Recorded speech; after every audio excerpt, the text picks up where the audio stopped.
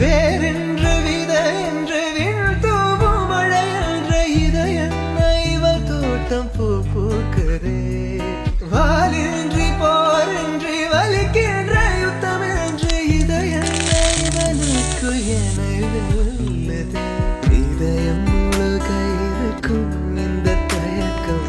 எங்கு கொண்டு நிறுத்தும் இதை அறிய எங்கு கிடைக்கும் விளக்கம் அது கிடைத்தால் சொல்ல வேண்டும் எனக்கும் முதலில்